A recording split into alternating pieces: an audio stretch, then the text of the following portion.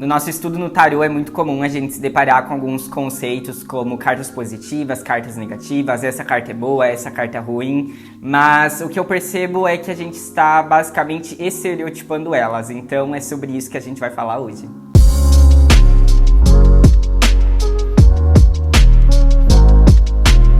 Oi gente, meu nome é Ângelo Gabriel e você está na jornada do Eremita. Aqui a gente fala sobre tarô de maneira leve e descomplicada e o vídeo de hoje é pra gente falar um pouco sobre cartas estereotipadas dentro do tarô. Essa ideia de vídeo, ela surgiu lá quando eu estava dando uma olhada nos conteúdos que já tinha aqui no canal e eu percebi que a gente já falou em um dos vídeos, logo no começo aqui do canal, é o segundo ou terceiro vídeo, e eu estou falando sobre algumas cartas temidas dentro do tarô, inclusive eu não vou nem recomendar porque eu não era muito bom, mas... Então a ideia inicial do vídeo era falar um pouco sobre essas cartas temidas que temos dentro do tarô, extremamente estereotipadas, com novas perspectivas, novos exemplos, mas para o vídeo ficar um pouco mais completo, ao invés de falar só dessas cartas que são temidas, essas cartas que são vistas como extremamente negativas, eu também juntei alguns outros grupos de cartas, como por exemplo, aqueles arcanos que são sempre vistos como positivos, ou aqueles arcanos que são vistos como lentos, que demoram, que não realizam, que não movimentam. Então, hoje a gente vai falar sobre cada um deles. Bora lá?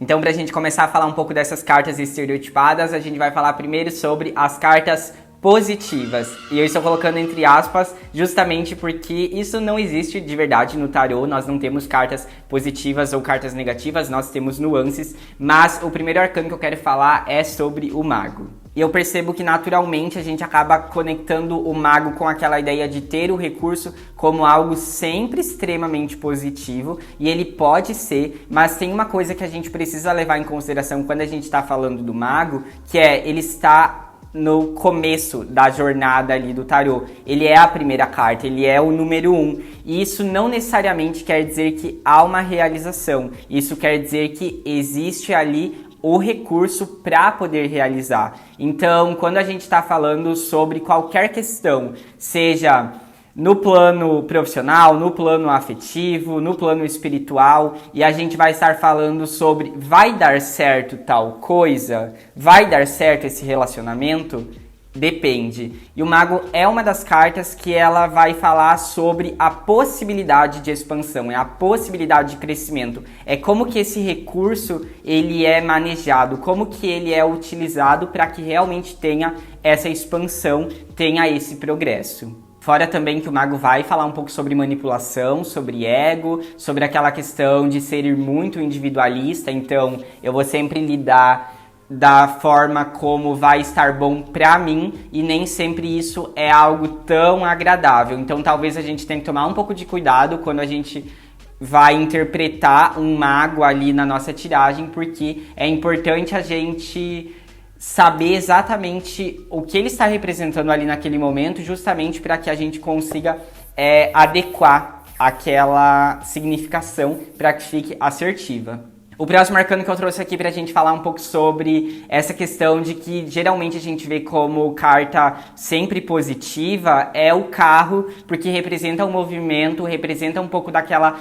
expansão, daquele crescimento, de tomar o controle. Mas a gente precisa tomar alguns cuidados. Por quê? Porque o carro é uma carta que ela vai falar sobre movimento, sim, mas ela vai falar sobre movimento rápido. Então quando a gente recebe perguntas do tipo: o que o fulano sente por mim? O que a pessoa que eu gosto está sentindo nesse momento?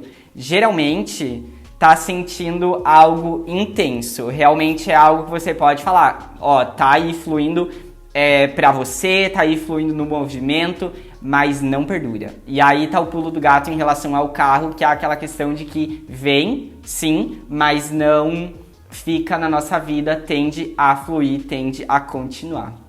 O próximo arcano que tá aqui nessa lista é de cartas positivas, e esse aqui eu acho que é o maior estereótipo que a gente tem dentro do tarô. Eu vejo muito em comentários de vídeos, eu vejo muito as pessoas falando, que é a carta do sol sempre vista com aquela ideia do sucesso, aquela ideia da prosperidade, da harmonia. E sim, gente, a gente pode estar falando sobre todas essas significações. Depende muito, e é nesse sentido que eu falei no começo do vídeo sobre a questão do contexto, a questão da nuance, porque o Sol ele traz uma questão que é a intensidade, é aquela questão de que muitas vezes coisas intensas não são tão legais assim. Muitas vezes, questões muito intensas na vida do consulente ou na nossa vida, quando a gente tá ali tirando o tarô pra gente mesmo, nem sempre é tão legal. Digamos que o Sol tem aquela ideia do potencializar, então vai potencializar tudo. Então a gente precisa levar em consideração várias questões, como por exemplo a posição que o arcano ele vai estar ali na tiragem, e também, digamos que a gente esteja lendo uma carta combinada ali num método europeu e a gente vai estar tirando ali um 10 de espadas, que vai representar aquela questão de estar se sentindo ferido, traído, finalizado, apunhalado pelas costas. Com um Sol, a gente vai facilmente estar falando sobre tudo aquilo estar muito potencializado. Então a gente precisa tomar um pouco de cuidado em relação a isso. Fora também que Sol é uma carta que eu não vejo as pessoas falando muito sobre esse contexto, mas Sol pode estar muito bem falando sobre humilhação, já que ele vai estar falando sobre aquela exposição intensa. Então é isso, tudo aquilo que está exposto não necessariamente é bom e não necessariamente é ruim. Depende o que a gente vai estar falando para a gente poder considerar uma coisa dessas. Os arcanos considerados positivos que eu trouxe aqui então foram esses, e agora a gente vai falar um pouco sobre as cartas negativas, as cartas que são sempre temidas, que as pessoas odeiam tirar nas suas leituras. E o primeiro arcano que eu trouxe aqui é o fatídico Diabo, é aquele que todos amam, outros nem tanto. A gente às vezes conecta Diabo a sempre aquela pessoa que vai ser falsa, que vai trair, que vai estar disposta a colocar a gente como submissa diante de uma relação, principalmente quando a gente está falando sobre relação amorosa. E assim, de novo, são significações que podem estar significando. Hoje é o vídeo do depende, porque a gente vai estar falando mais sobre contexto, e a minha ideia é trazer alguns exemplos aqui para que a gente consiga expandir um pouco mais, dar uma debatida. Então, a questão do Diabo é muito sobre aquela ideia de que o Diabo é um arcano que ele vai ser basicamente o único ser humano de verdade do tarô. Basicamente ele vai falar que nós vamos agir sobre o nosso ego, sobre as nossas ambições, e a gente naturalmente tem ambições. Quando a gente não tem ambições, a gente não tem propósito, e aí isso acaba fazendo com que nada tenha sentido, então naturalmente a gente cria ambições e a gente age por aquilo ali. Então é legal falar que o Diabo talvez seja um sobrevivente do tarô, e o Diabo vai falar sim sobre conquista, vai falar sim sobre a gente alcançar aquilo que a gente deseja. Então aqui nesse caso é uma carta considerada negativa, sim, só que vai depender ali de onde ela vai estar aparecendo, qual que vai ser todo o contexto.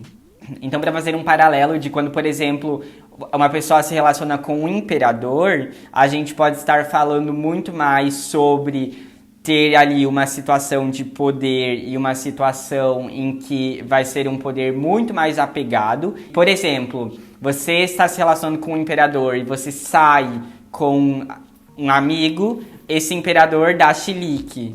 Diferente de se você se relaciona com um diabo, que vai lidar de uma outra forma, que vai fazer amizade com os seus amigos, que vai ali se integrar diante ali da situação. Então, muitas vezes, dependendo do que a gente esteja buscando, ou o consulente, é muito sobre aquilo que a gente está procurando, né? E nesses casos, apesar do imperador sempre trazer uma questão de, muitas vezes ele vai te dar uma estabilidade maior, às vezes, se relacionar com um diabo é muito mais divertido. Fora que temos as questões sexuais, que não entrarei hoje aqui, mas que também é ótimo. Então, bora de próximo. Para falar um pouco do pendurado, eu vou falar aqui bem mais brevemente, porque geralmente a gente tem aquela questão do pendurado como carta negativa, porque ele geralmente fala um pouco sobre redução de mobilidade e vai falar que muitas vezes a gente vai se sentir preso em uma determinada questão, a gente vai ficar ali se sentindo realmente dependurado, só refletindo, não conseguindo agir, estagnado, com coisas acumuladas. E o pendurado ele tem uma questão que é: ele se entrega, e aí se a gente percebe a simbologia do pendurado, que é realmente uma pessoa de cabeça para baixo, a gente pode facilmente observar essas questões, que é ele se entrega naquilo que ele acredita. Para muitas questões isso é perfeito, sabe? Então, geralmente ele não vai fazer coisas que ele não acredita, então ele não vai mexer um palmo à frente do nariz se ele não vê um propósito naquele determinado projeto, mas se ele vê, ele vai se jogar de cabeça e ele vai fazer de tudo para acontecer. Estou falando bem brevemente aqui do pendurado porque eu pretendo falar ele em um próximo grupo de cartas que vai entrar de novo. Então, agora a gente vai falar sobre a morte. Para falar um pouco sobre a morte, aí aqui a gente vai ter geralmente aquela questão da miséria, justamente quando a gente percebe um pouco a simbologia do arcano, que é realmente um esqueleto, é assim, ó, não tenho mais forças para agir diante disso aqui. Sim, muitas vezes a gente vai ter essa questão. E até uma coisa que a gente pode levar em consideração é quando a gente está falando sobre uma finalização morte, quando a gente está falando sobre uma finalização mundo, que é enquanto a gente está ali, ó, finalizando só o couro e osso, que ali é realmente uma situação delicada em morte, a gente vai estar finalizando pleno, rico em carta do mundo. Então, a gente tem um pouco assim desse paralelo, são finalizações diferentes, mas uma questão da carta da morte, que é tipo assim, impecável e é muito legal mesmo, é que morte é uma carta perfeita para a tomada de decisões. Então, se você perceber na simbologia da carta, ela vai ceifando tudo que vai pela frente. Então, assim, é extremamente pontual, precisa, cirúrgica nessa questão de eu preciso tomar uma decisão? Ok, então quando eu tomar essa decisão vai ser assertivo e eu não volto mais atrás. Então, nesse contexto, a gente pode estar falando de algo muito legal também. Para falar um pouco sobre torre, que obviamente talvez seja a queridinha dessa parte das cartas negativas, é uma carta que, sim, ela vai falar sobre o caos, ela vai falar sobre aquela questão de que tudo, muitas vezes, está ali, ó, se destruindo. E, assim, torre é aquela destruição de uma hora para outra. É aquela questão, assim, ó, foi demitido, a pessoa terminou o relacionamento com você, uma amizade ali que você achava que era muito legal, do nada descobre uma falsidade. Isso acontece, mas a gente tem algumas questões. A primeira delas é que, para falar um pouco sobre a minha experiência pessoal de consultas, é que geralmente quando eu tiro torre para consulente, principalmente quando ele está sendo ali representado por torre, é aquela questão de que o consulente fala, eu sei que tá um grande caos e eu preciso realmente dar um jeito nisso aqui. Então, torre é aquela carta que é conturbada, que é um pouco complicada, mas ela perfeitamente fala sobre dissolver estruturas falidas, que já não sustenta mais aquilo ali, que a própria pessoa já começa a perceber que não rola, sabe? Que não vai pra frente, que tá ali precisando de um glow up, que está precisando de uma nova repaginada, que precisa reconstruir, que precisa dar uma revida nas bases. Então, nesse sentido, a torre é realmente uma carta um pouco mais problemática. Eu acho que talvez seria incoerente da minha parte falar, nossa, vamos ver o melhor dela no caos. Dificilmente a gente vai viver realmente aquele caos, mas é algo que geralmente dá essa dissolvida nessas estruturas falidas, o que acaba sendo muito importante para todo o processo de evolução da nossa vida.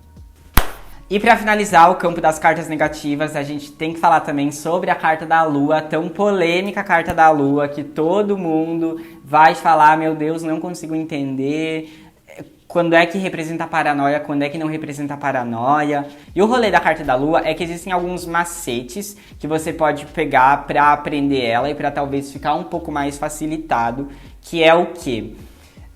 É possível aprender a carta da Lua seguindo as 4 fases que ela tem, que é aquela questão de lua cheia, a gente vai estar levando para o campo material. Então, quando a gente vai estar falando sobre questões materiais, o trabalho, o dinheiro, as finanças, é uma carta que ela representa sim prosperidade, é uma carta que representa expansão, é uma carta que representa crescimento, justamente porque ela estaria ali regida por essa fase da lua cheia. O plano mental, que é assim, como se comunica, como observa determinados planos, como que coloca no papel, é aí que tá o problema. A questão é que a gente vai levar essa parte pra lua minguante, que é aquela questão ali realmente do caos, que é aquela questão ali que tem inconsistência, que não consegue lidar, que tá ali toda uma grande paranoia, que geralmente quando o consulente tá vindo representado por lua, você fala A, ele entende B, você fala é vermelho, ele entende azul, e ele vai ficar ali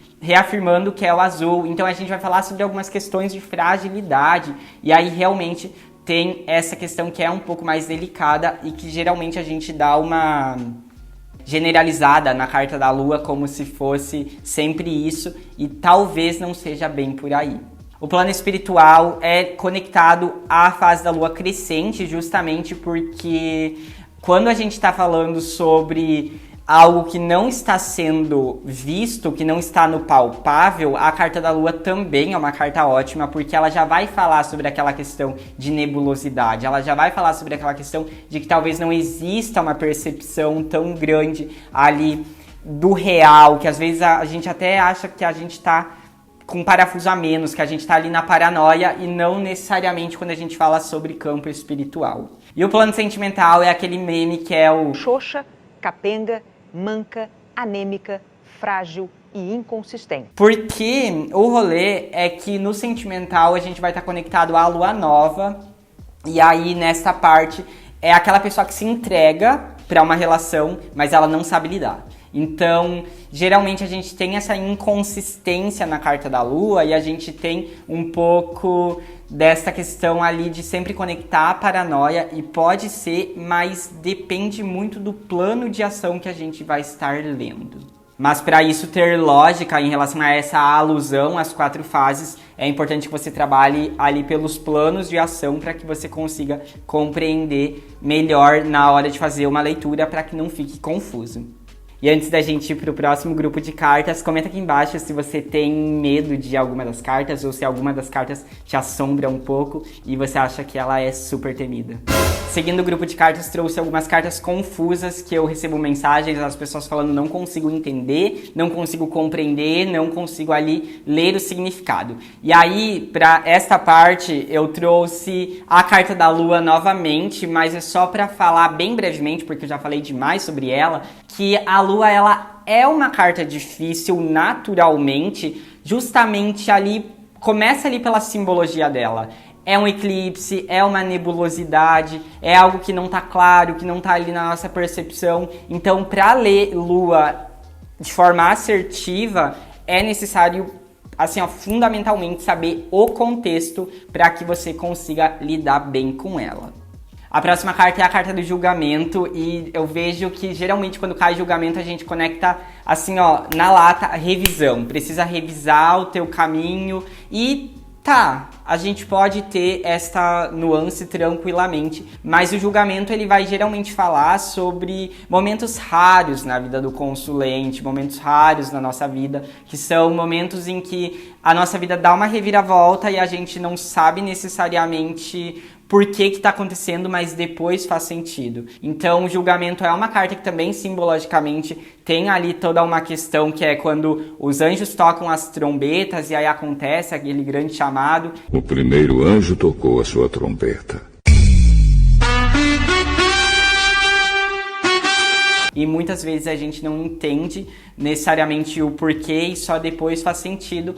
É uma carta que vai falar um pouco sobre essas longas travessias, e por isso que às vezes a gente acaba confundindo um pouco na hora ali de ler, porque às vezes está falando mais sobre isso e a gente automaticamente conecta a revisão, a nossa, na hora de rever o que tu tá fazendo. Então é isso. E a última carta que eu trouxe aqui nesse grupo não é necessariamente uma carta extremamente confusa, mas eu gostaria de aproveitar aqui esse espacinho para falar um pouquinho sobre ela, que é a carta dos enamorados. E geralmente a gente conecta enamorados com dúvida. Caiu enamorados é dúvida, é dúvida no amor, é dúvida no trabalho, é dúvida...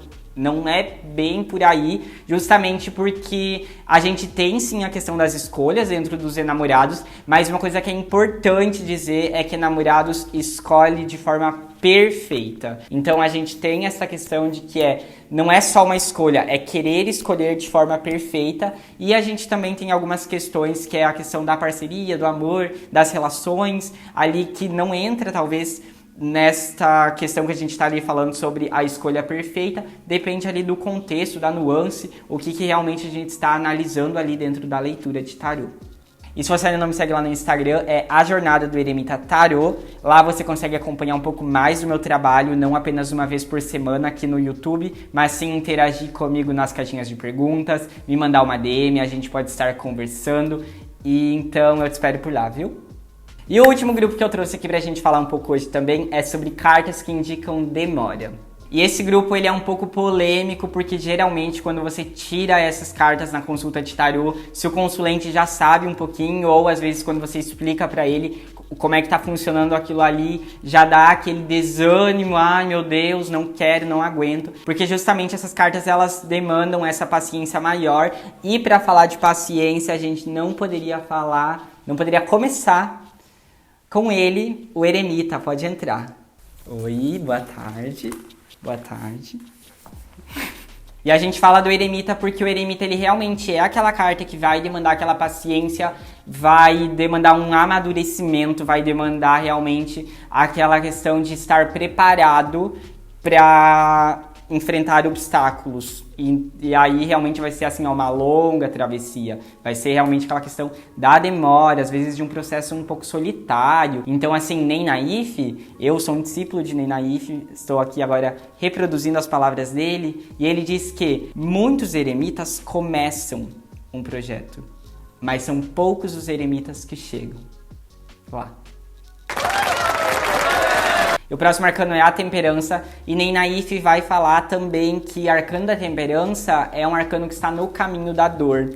E aí ele até dá um exemplo em um dos livros dele, que eu não lembro qual é um da trilogia. Ele fala que basicamente os arcanos do tarô, eles estão divididos em caminhos, e o arcano da Temperança, apesar de muitas vezes a gente ver aquele arcano com algo lindo, algo perfeito, algo pleno, basicamente ele fala sobre o marasmo que a temperança enfrenta, que é aquela questão de não aguentar. Então, por exemplo, quando a gente fala sobre algo que a gente deseja alcançar, enquanto um eremita vai demorar 6 meses, uma temperança vai demorar tipo 1 ano. Então, assim, a gente vai ter realmente ali uma questão de uma demora, vai ter ali uma questão que talvez o consulente não tenha paciência e aí ele fique frustrado. O próximo arcano é o arcano da papisa, que também sempre é visto com aquela coisa, meu Deus, vai demorar, meu Deus, que chatice, meu Deus, não desenrola nunca, não vai pra frente, as coisas estão ali muito no silêncio. Sim, gente, temos tudo isso, nessas cartas elas realmente indicam demora, e também a gente tem o arcano do pendurado, que eu já falei um pouquinho, que é aquela questão de que muitas vezes reduz a mobilidade, que é realmente aquela questão de que muitas vezes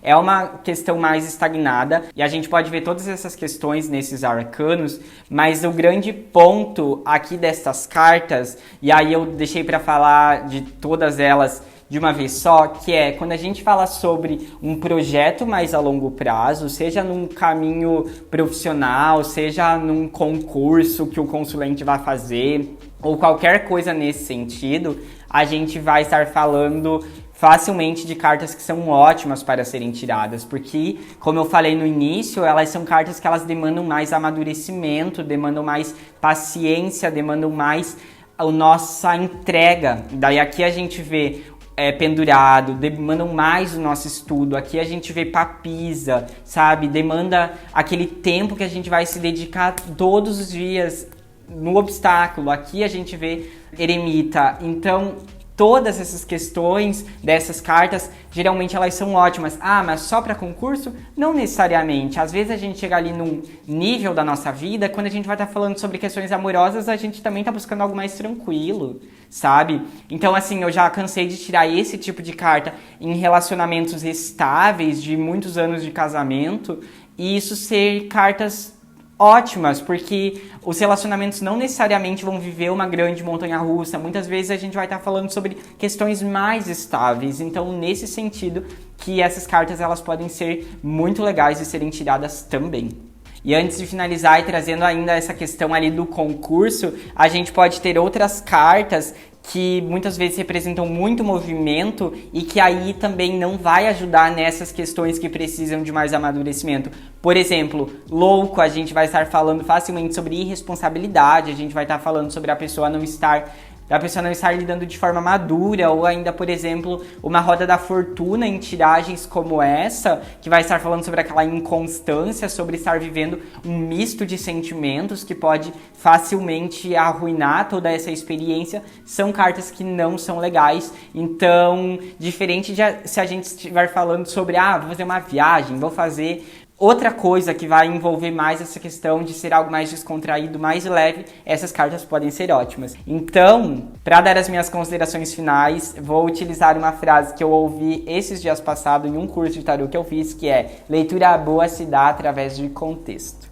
E para isso é necessário que a gente interprete, é necessário que a gente elabore as questões, é necessário que a gente entenda as necessidades do consulente, para que a gente não faça leituras fatalistas, para que a gente não faça leituras extremamente engessadas com uma palavra-chave, como por exemplo, caiu o imperador no relacionamento, nossa, ruim, horrível, não tem afeto, não é por aí. Às vezes a gente está falando mais ali sobre um consulente que está querendo uma estabilidade na vida dele, quando vê aquela é a pessoa perfeita e a gente fala uma grande asneira. É isso, eu espero que tenha te ajudado a expandir um pouco o seu estudo no tarô. Não falei sobre todas as cartas porque a ideia é realmente lidar aqui um pouco com esses estereótipos. Se você gostou desse vídeo, não deixa de se inscrever aqui no canal, ativa o sininho para receber todas as notificações, deixa um like para mim, também me ajuda, e comenta aqui embaixo se você já passou por algumas dessas questões, se você viu os arcanos do tarô por uma outra perspectiva, justamente por conta dessa questão do contexto,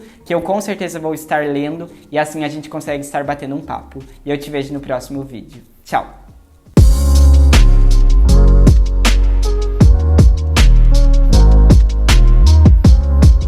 E o vídeo de hoje é pra gente falar um pouco sobre cartas Como que é essa palavra? Estereotipadas. E o vídeo de hoje é pra gente falar um pouco sobre cartas E